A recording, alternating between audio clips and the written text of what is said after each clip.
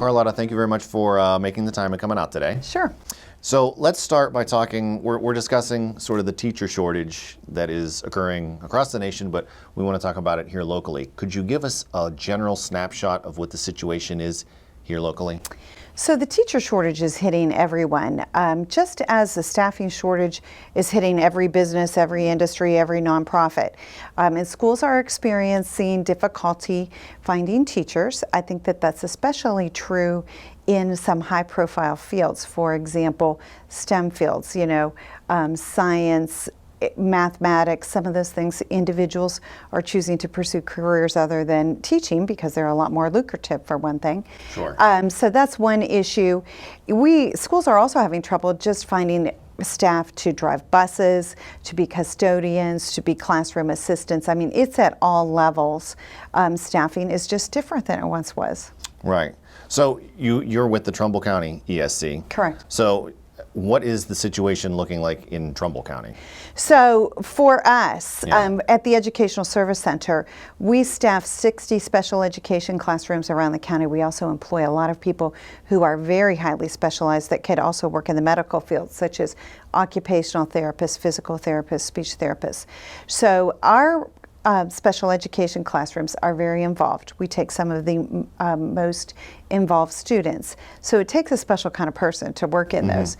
We were fortunate this year that we were able to find 8 special ed teachers for those classrooms, and those are in multiple disabilities, emotionally disturbed, preschool. We also hired 2 school psychs, 2 occupational therapists, 2 speech therapists, and numerous, we're probably in the mark of close to 20 classroom assistants, and we of course still need more. Our districts, I think the 20 districts in Trumbull County continue to look. It is no longer easy to find staff of any sort or to find teachers. I can't really speak to exactly where they are, but I think most districts have been able. We probably are not experiencing the shortage in this area as severely as it is in a very urban area, for example, Cleveland and Columbus in Ohio. Certainly those areas probably have a little more difficulty, but it's not easy. Right, and that's great news about you getting some staff for the special education, because I know that particularly special ed teachers are in very, very short supply right now. They are. Yeah. They are, and it's a difficult job. There is nothing easy about it. It's very rewarding, and if you are the person, you have to have a heart for that. You have to have a heart to be a special education teacher, especially in our classrooms. And my hat's off to them every day, as all of our administration really. What our teachers do is very remarkable, and they certainly have tough days some days, and they also have days that are very rewarding. But teaching is a calling. It isn't just something that you choose to do because I want to be off June, July, and August. Right. Or that does sound nice. I don't want to work on weekends, or whatever the case might be. The flip of that is teachers work really hard every day, having a classroom full of young children, particularly those with special needs, but even students that are typically developing. Classroom special ed kids or kindergartners as a whole, that will wear you out in a big hurry. And then you have to go home and prepare for the next day. And maybe deal with your own kids. Yes, and maybe deal with your own kids. And teaching, particularly in those levels where things are self-contained and you're teaching more than one subject area all day long, it's an awful lot of lesson planning and a lot of time outside of the classroom involved. And if you haven't been there and done that, I don't think you understand that.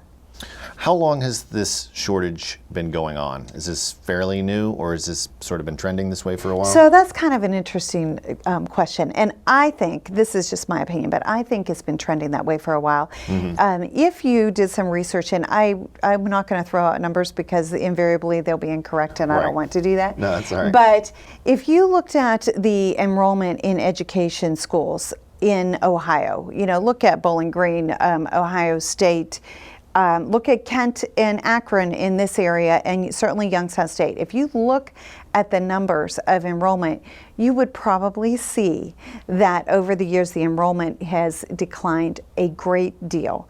And where they used to maybe graduate, I'm just going to throw something out there, they used to graduate maybe 150 kids, now they might be graduating 65 or 70. Sure. And you can see that because teachers don't just step out and say, I'm going to be a teacher. They've been enrolled in an education Right. program for 4 years or 5 years.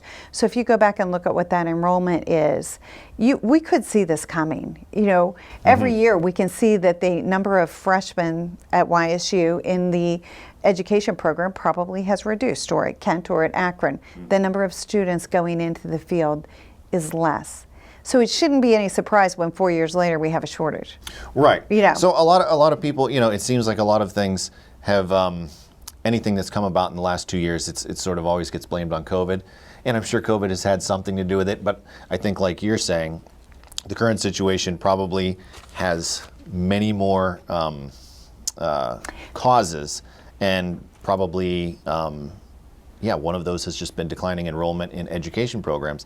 But I guess, can we talk about maybe why that is? And is that also part of the reason that we have the shortage? Why are people not pursuing these careers? Yeah, it's really multifaceted. And as you said, I do think that a lot of people want to blame everything on COVID.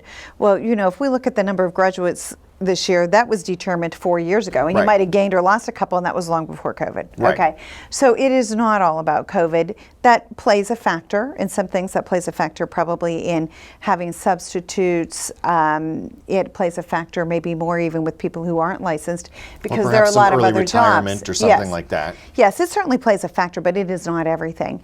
And so why is enrollment going down? I'm not sure that I have the answer to that. I think it's probably as individual as the person.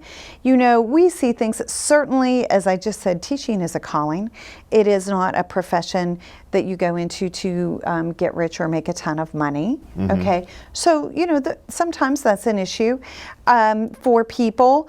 Not everybody is so inclined to work with children, and I think that. Maybe I saw an article this morning, and I did not read the article, so I don't know, but the headline was that parents are steering their children away from going into education. It is a difficult job. And sometimes people enroll in an education program and they don't finish because they start to see, this wasn't for me, or it isn't what it looks like. I always say, and this might not be fair, but I always say that, all of us went to school. For the most part, all of us went to school, so we think we can be a teacher. Right. And we think that we can, tell that we know what that teacher of our child is doing that's right or wrong, because we all went to school, we can be a teacher. Right. Okay, well, we don't all think that we can fix our car when it breaks down. We don't all think because we went to a doctor twice that we can do surgery. So, but I do think that becomes a common perception. And, working in that environment sometimes is difficult. 717 Credit Union. Business services designed to meet your daily needs. Commercial loans, business deposits, merchant and payroll services. 717 Credit Union. It's knowing you were treated right every time.